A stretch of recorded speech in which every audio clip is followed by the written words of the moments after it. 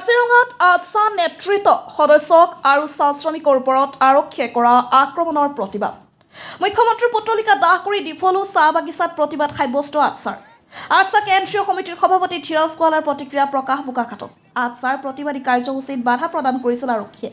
যোৱাকালি কাজিৰঙাৰ ৰঙাচান চাহ বাগিচাত ভূমিপট্টা প্ৰদানৰ দাবীত প্ৰতিবাদী কাৰ্যসূচী ৰূপায়ণ কৰিছিল আটছাই। আৰক্ষীৰ লাঠিচালনাক তীব্ৰ গৰিহণা দিলে বোকাখাতত উপস্থিত হয় আটছাৰ কেন্দ্ৰীয় সমিতিৰ সভাপতি ধীৰাজ গোৱালাই। বোকাখাতৰ পৰা Jintu Kurmi report, north east frontier news.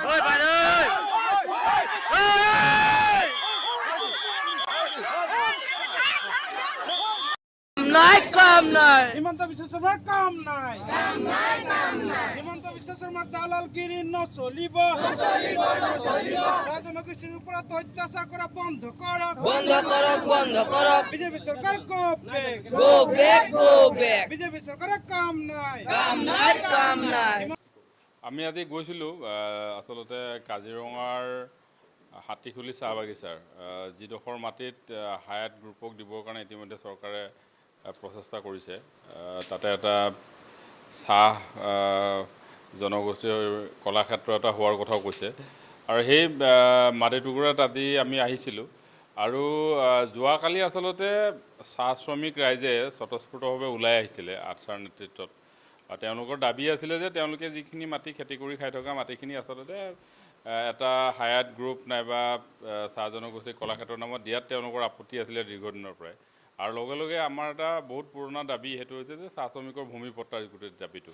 আৰু এই গোটেই কথাবিলাক ইয়াত আছে জড়িত।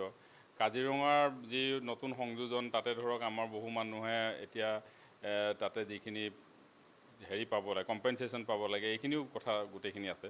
তো আমি আজি তাতে চাইছোঁ, গোটেই পৰিৱেশটো তাতে চাইছিলোঁ। আৰু প্ৰধান কথা হৈছে যে কালিৰ যিটো শান্তিপূৰ্ণ আন্দোলন আছিলে আৰু সেই শান্তিপূৰ্ণ আন্দোলনটোত মই এতিয়ালৈকে যিমানটো গম পাইছোঁ যে বিশেষভাৱে দুজনমান আৰক্ষী বিষয়াই কিবা আক্ৰোশমূলকভাৱে আটছাৰ ল'ৰাৰ ওপৰত আক্ৰমণ কৰিছে। আমাৰ কেইবাজনো আটছাৰ মোৰ সাধাৰণ সম্পাদকে প্ৰমুখ কৰি কেইবাজনো আটছাৰ ল'ৰাই আঘাতপ্ৰাপ্ত হ'ল কালিৰ গোটেই আন্দোলনৰ কাৰ্যসূচীটোত।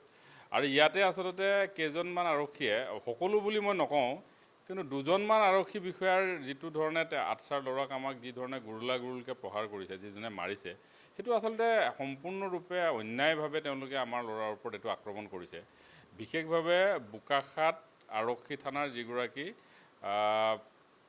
OC অফিচাৰ ইনচাৰ্জ, তেওঁৰ কথা মোক কেইবাজনো ল'ৰাই কৈছে যে তেওঁ অত্যন্ত অশ্লীল ভাষাত আমাৰ ল'ৰাক গালিও পাৰিছে, মহিলাসকলক বহুত অশ্লীল ভাষাত গালি পাৰিছে আৰু আমাৰ ল'ৰাক তেওঁ মানে কোনো কাৰণ নোহোৱাকৈ পিটিছে, মহিলাকো পিটিছে। তো মই আজি অসমৰ বিভিন্ন চাহ বাগিচাত অসমৰ মুখ্যমন্ত্ৰীৰ প্ৰতিমূৰ্তি দাহ হৈছে আৰু আটছাৰ ল'ৰাক যেতিয়া বিনা কাৰণত আৰক্ষীয়ে এনেকৈ নিৰ্যাতন চলাব, নিজৰ এটা ন্যায্য দাবীক লৈ মানে তেওঁলোকে মাত মাতিবলৈ যাওঁতে, আৰু তাতে যদি আক্ৰোশমূলকভাৱে কোনোবা আৰক্ষী বিষয়াই অশ্লীল ভাষাত গালি পাৰি পাৰি আমাৰ ল'ৰাক পিটিব, মাৰিব, তো ডেফিনেটলি মুখ্যমন্ত্ৰীৰ মূৰ্তি বাগিচাত জ্বলি আছে আৰু জ্বলি থাকিব, এইটো স্বাভাৱিক কথা।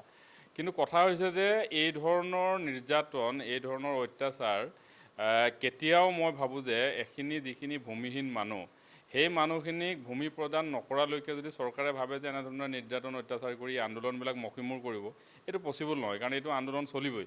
কাৰণ চাহ শ্ৰমিকক ভূমিপট্টা প্ৰদান কৰাটো বিজেপি চৰকাৰৰ নিৰ্বাচনী ইস্তাহাৰৰ কথা আছিলে, এইটোতো পূৰণ কৰা নাই। 5 হোটেলৰ আগতে চাহ শ্ৰমিকে মাটিৰ পট্টা পাব লাগে আৰু সেইটোৱে মূল কথা। আৰু তাক লৈ আমি যিটো আমাৰ আন্দোলনৰ কাৰ্যসূচী এইটো চলি থাকিব। আৰু আমাৰ মূল দাবীটো হৈছে চাহ শ্ৰমিকে ভূমিৰ পট্টা প্ৰথমে দিয়ক চৰকাৰে চাহ শ্ৰমিকক ভূমিপট্টা দিয়াৰ পৰৱৰ্তী পৰ্যায়ত তেওঁলোকে 5 ষ্টাৰ হোটেল কৰে নাইবা কিবা কৰে, এইবিলাক কথা তেওঁলোকে আলোচনা কৰাৰ পৰিৱেশ এটা আহিব।